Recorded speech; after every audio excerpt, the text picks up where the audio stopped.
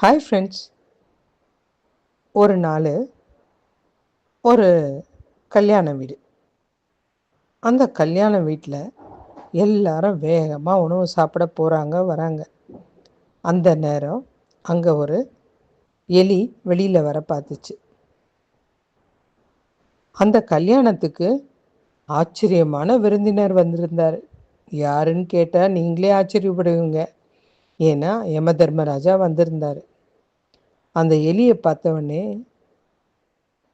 நீ இங்கே தான் இருக்கியா அப்படின்னு ஒரு கேள்வி தான்.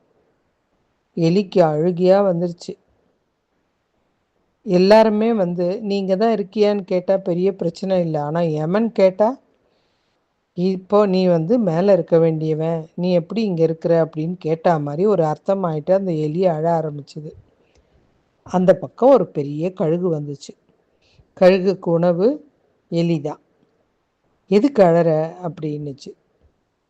யமன் இந்த கல்யாணத்துக்கு வந்திருக்கான், ஆனால் என்னை பார்த்ததுமே நீங்கள் தான் இருக்கியா அப்படின்னு கேட்டா. அப்படின்னா நான் மேல் உலகத்தில் இருக்க வேண்டியவன் போல இருக்கு, என்னை எப்படியாவது காப்பாற்று அப்படின்னு அந்த கழுகுக்கு பாவமாக இருந்தது. அந்த எலியை அப்படியே கொத்தி எடுத்துகிட்டு போய் மலை உச்சியில் வச்சிருச்சு. வச்சுட்டு பறந்து வந்துருச்சு. இப்போ உன்னை யமன் இல்லை, யாராலையும் ஒன்றுமே பண்ண முடியாது அப்படின்னு சொல்லிடுச்சு. திருப்பியும் அந்த யம தர்மராஜா வெளியில் வந்தார். இந்த கழுகு சிரிச்சுது. எதுக்காக சிரிக்கிறேன்னு, நீங்கள் அந்த எலியை தெரிவிங்கன்னு எனக்கு தெரியும். அந்த எலி உங்கள் கண்ணுக்கு தெரியவே தெரியாது, அது இந்த மலையோட உச்சியில் இருக்குது அப்படின்னு கழுகு சொன்னதுமே அந்த மலை உச்சியில் இருந்த எலியை அந்த மலையோட பொந்தில் இருந்த பாம்பு டக்குன்னு சாப்பிட்டுருச்சு. யம தர்மராஜா சிரிச்சுக்கிட்டே சொன்னார், என்னுடைய வேலையை ரொம்ப சுலபமாக்கிட்டேன். நான் இங்கே இருக்க அந்த எலி எப்படி மலை உச்சிக்கு போகும், அதை எப்படி அந்த பாம்பு சாப்பிடும், எப்படி எலி இறக்கும் அப்படின்னு நினச்சேன்.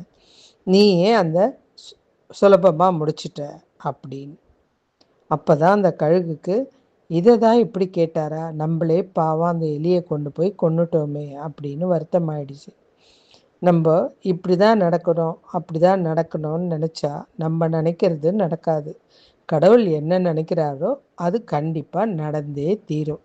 அது யாராலையும் மாற்ற முடியாது. அடுத்த கதையில் சந்திப்போம்.